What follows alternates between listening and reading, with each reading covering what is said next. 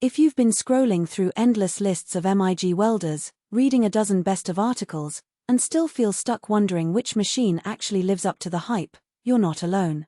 I've been there spending an afternoon comparing power ratings, duty cycles, and price tags, only to end up more confused because every spec sheet looks the same. The good news is, the Lincoln Electric Power MIG 211i, paired with the traditional MIG stick welding gloves, clears up a lot of that uncertainty. Link is in the description if you want to check the product details on Amazon. Let's start with the reality of a typical home shop setup. Most of us aren't running a full-time shop floor. We're hobbyists, weekend builders, or small business owners who need a machine that can handle a few projects a week without overheating or demanding a commercial-grade 3-phase power source. The Power MIG 211i hits that sweet spot. It plugs straight into a standard 120-volt outlet, which already solves the biggest barrier for a lot of beginners who don't have access to 3-phase service. The unit's 140 amp output is more than enough to weld inch steel on an occasional basis, and the duty cycle sits comfortably at 30% at 140 amps. In plain English, you can run a 10-minute weld, take a 2-minute break, and you're still within safe operating limits. That pattern matches how most hobbyists actually work, not a long, continuous run, but short bursts of welding while you're building a tabletop, repairing a fence, or putting together a custom bike frame. What many first-time buyers overlook is the impact of the welder's inverter technology on portability. The Power MIG 211i weighs about 45 pounds, a far cry from the 70+ pounds you'd expect from a comparable transformer-based model. That reduced weight means you can load it into the back of a pickup truck, move it around the garage, or even take it to a friend's site without needing a pallet jack. The inverter also translates into smoother arc starts, especially at lower amperages.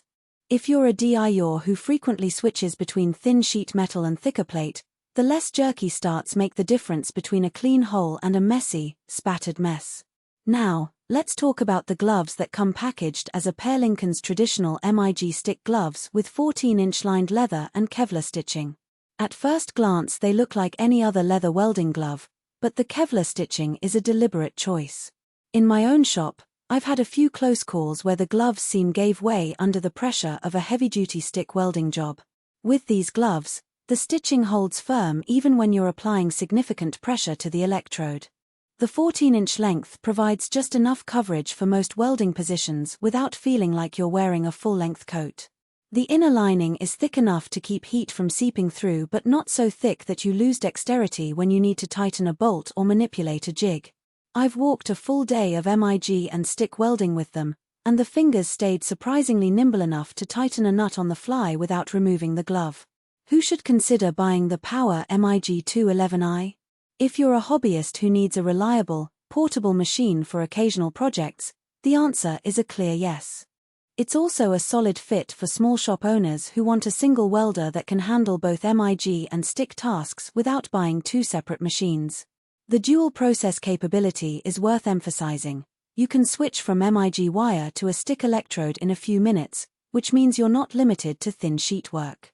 That flexibility proved handy for a friend who builds custom outdoor sculptures. He could start with MIG to tack pieces together, then finish the heavier sections with stick welding without swapping out the entire machine. On the flip side, if you are a professional fabricator who runs continuous 8-hour shifts, you might find the 30% duty cycle restrictive. In a high-volume shop, you typically need a machine that can sustain 70% or higher duty cycles at higher amperage, otherwise you'll be forced into frequent downtime for cooling. Similarly, if you already own a 3-phase power source and need a high-output welder for inch plate work, you'll likely want something with a higher amperage range and a larger wire feeder. The Power MIG 211i, while versatile, is not built for industrial-level throughput.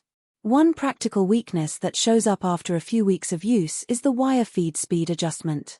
The dial is well marked, but it can be a bit stiff, especially when you try to fine-tune at lower speeds. In my own experience, dialing down to 3 inches per minute for thin aluminum required a little extra effort, and you might overshoot if you're not paying close attention. It's not a deal-breaker, but it's something to keep in mind if you're planning a lot of delicate aluminum work. Another point worth noting is the built-in gas valve. It's functional, but the knob can be a little loose, which means you have to double check that it's fully closed when you switch to stick welding.